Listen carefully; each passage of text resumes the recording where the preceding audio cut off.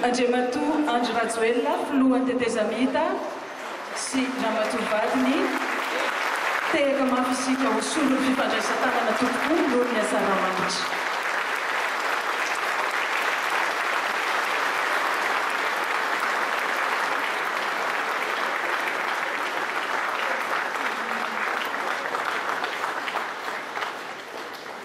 Mazaho toerana tompoko.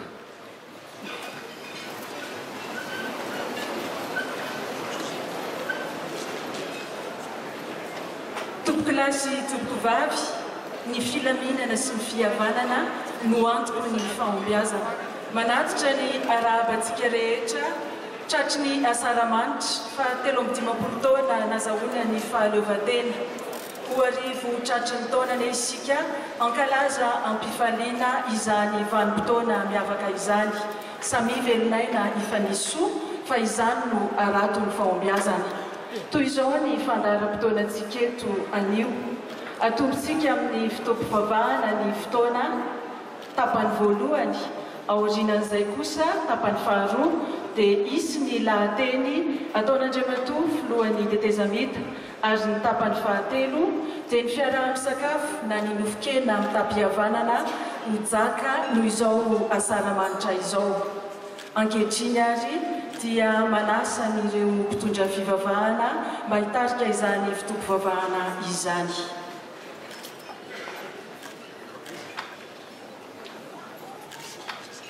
Filaminana sy fihavanana antoky ny fahombiazana. Ho aminareo anie ny fahasoavana mampiadanana avy amin'Andriamanitra iray sy Jesosy Kristy tompontsika. Amen. Andeha hiara hitsanga resika rehetra tompoka hanome voninahitra an'Andriamanitra. Eny ambony latabatra eny dia misy toronkiraka ho iraintsika. Ny andininy voalohany sy ny faharoa amin'izany hira izany. Tiako miaraka aminao Jesosy. Andininy voalohany sy ny andininy faharoa ho iraintsika aorianan'izay dia misy Vavaka hisaorana sy fiderana an'Andriamanitra.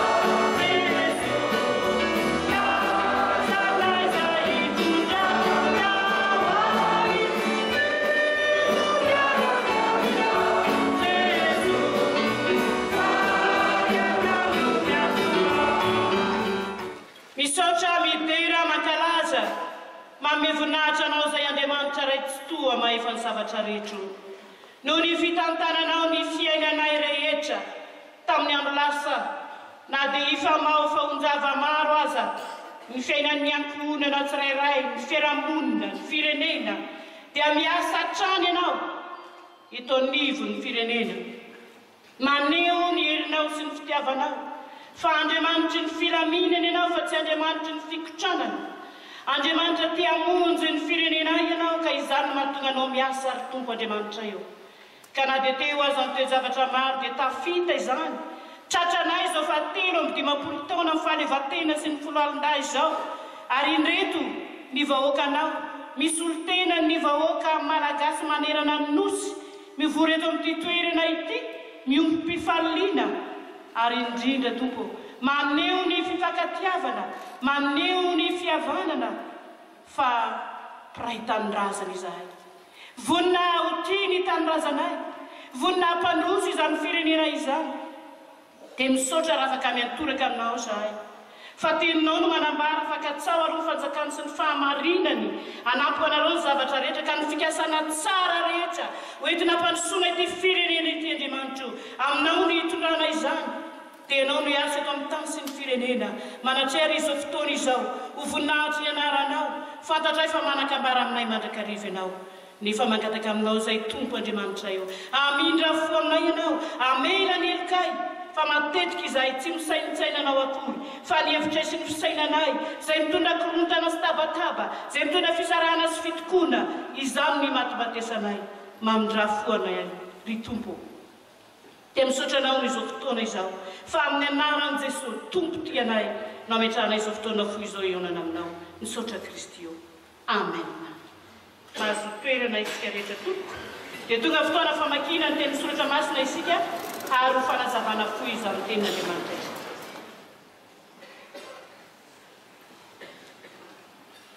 mbola ho ampitombona mandrakariva amintsika ny ariavana nefa soavana sy ny fiadanana avy amin'Andriamanitra ray sy Jesosy Kristy tompo ny firaisana sy ny fiombolana fanamasina amen anio no ankalazaintsika ny fahatelo amin'ny 50 taona niverenan'ny fahaleovantenan'ny Malagasy sy ny foloalindahy ary ao anatin'izany indrindra dia nisafidiana ny teny filamatra hoe filaminana sy fihavanana antoky ny fombiazana iza moa tsy maniry an'izany atao hoe fombiazana na ho an'ny firenena na ho an'ny tokantrano indrindrandrindra fa ho an'ny taranaka ary izany fombiazana izany dia zavatra anankiroa ny takiny filaminana sy fihavanana fa inona moa ty atao hoe fihavanana ary inona ty atao hoe filaminana ny soratra masina andeo no amalitsika an'izany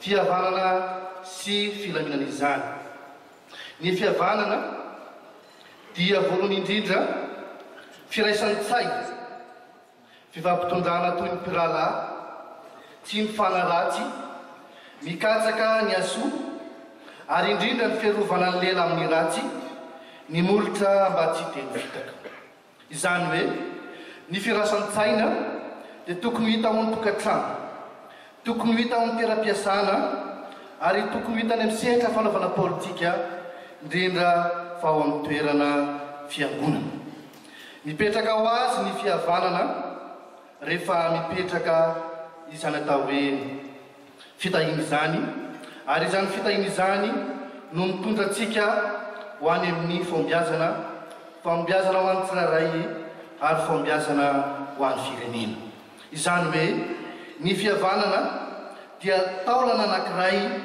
izay mampatanjaka ny atao hoe fombiazana tsy tonga amin'izany fombiazana izany raha tsisy ilay taolana matanjaka dia ny fihavanana tsy ampirery ihany nefa ny fananana atao hoe fihavanana raha tsy eo ihany koa izany atao hoe filaminana izany satria ny filaminana sy ny fihavanana no antoky ny fombiazana ny filaminana akory dia tsy inona fa fahendrena ny fahendrena no enti mandinika no enti manao no enti manatanteraka ny zavatra anankiray ary ny fahendrena no entina mandrindra sy mandamina ny fiarahamonana ary ny fahendrena no antoky ny fihavanana ary ny fahendrena akory tsy ao amin'ny fotsivolo ary ny tanjaka tsy ao amin'ny tanora fa ao amin'izay tia fihavanana izany no antoky ny fombiazana izany hoe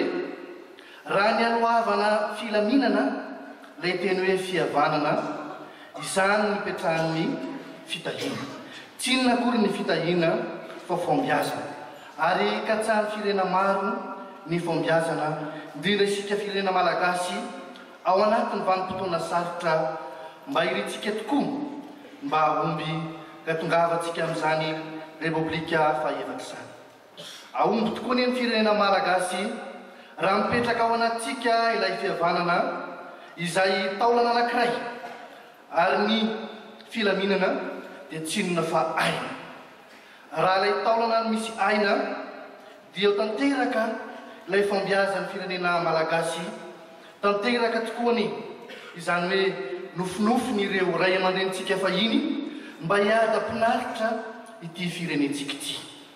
Ary tsy andalo fotsiny any ny fankalazana an'izany teny filamatra izany hoe filaminana sy fihavanana ho antoky ny fombiazana, fa mba ho apetrakintsika ho amin'ny taranaka faramandimby ary mba ho ataontsika fanamby lehibe tokoa fa omby amin'izay ny firenena malalantsika i Madagasikara, satria tanteraka ao am-pontsika ilay fihavanana sarobidy sy napetraky ny razantsika sy ny fahendrena malagasy dia tsy inona izany fa ny filaminana no entina mandamina ny firenena toy ny fihavanana ho antoky ny fambiazana.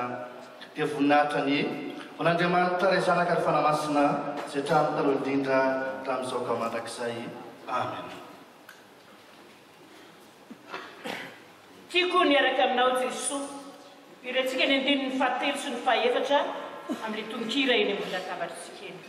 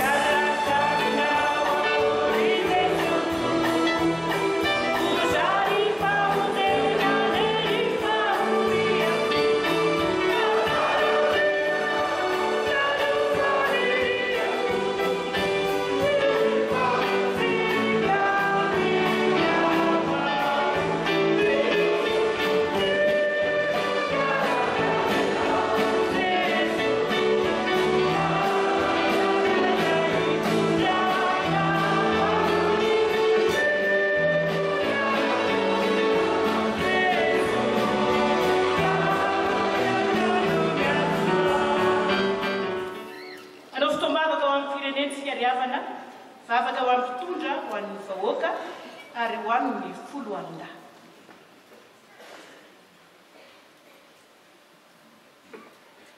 Vavakisika ho an'ny mpitondra. Jehovah Andriamanitra ray ny an-danitro, any an-danitra ianao miondrika mijery ny zanak'olombelona izay endriny mikajaka anao. Koa ankehitriny izay dia mikajaka anao amin'ny fo manetry tena mba hitondrany amin'ny bavaka an'ireo mpitondra. Tompo, ianao nametraka an'ireo mpitondra isa tsokajana, isa nambaratongany amin'ny toerany tsirairay avy. Fa efana avy aminao napetraka ao amin'izy ireo. Fitiavana avy aminao no napetraka ao amin'izy ireo. Famindrapo avy aminao napetraka ao anatin'izy ireo. Fombiazana avy aminao napetraka ao amin'izy ireo. Koa ankehitriny izay tompo dia matsiaro an'ireo ray aman-drenonay izay mitondra didi-goava, ireo mpitondra tsy ankanavaka. Manomboka tany amin'ny sefim-pokotany izany, indrindra fa ny ray aman-dreny faratampona dia ny filoha miteteza hita. Adidy mavesatra sy sarotra tokoa ny sanin'izy ireo. Ao ny mba teo amin'izany toerana izany, ao koa mba maniry ihany koa ny tondra, ary ao koa makaala sy ny maro samihafa. Kanefa dia miotolo-tsaina trany izy ireo, ary menao ny fahendrena, takana nomezanao fahendrena any Solomona fahizay, mba hiadana ny fanjakana entiny ny mpitondranay rehetra eto Madagasikara. Tsy adinona ihany koa ny mpitondra fiangonana rehetra eran'ny Madagasikara, masarotra sy mavesatra ny didy sanin'izy ireny ny amin'ny famana ny ondrinao. Ingana izy ireny tompo, feno ny fanamasinao, feno ny fahendrena avy aminao, aizany mitaiza re ondry napetraka ao. Tompo, mangataka aminao hatrany izay ho an'ireo ray aman-drenonay.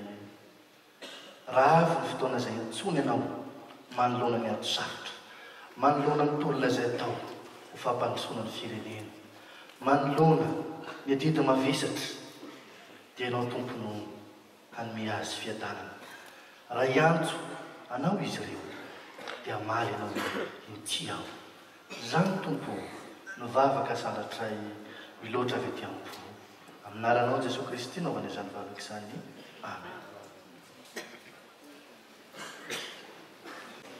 Ho tanteraka aminareo rehetra ny izao tsodrano tonoana sy atolotra mianarany tompo izao. Mitahanareo aniny tompo ka miaro anareo. Mampamirapiratra ny tavany aminareo aniny tompo ka mamindra fo aminareo. Manandratra ny tavany aminareo aniny tompo, manome anareo ny fiadanana sy ny fihavanana. Amen.